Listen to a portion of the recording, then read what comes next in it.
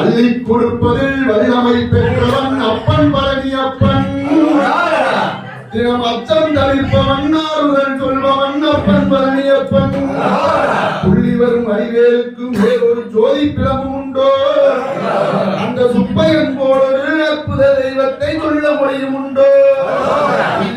இரண்டையும் கண்ட பின் வேறொரு சொர்க்கம் உண்டோ?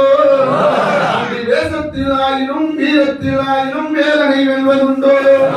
சித்தர் வணங்கிய சேவர் கொடியோனை சேர்ந்து வணங்கிடுவோம்.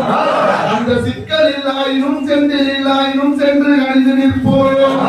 கொட்டி கொடுப்போனை கோவிலை பார்க்கிற கோஷமிட்டோடுவோம்.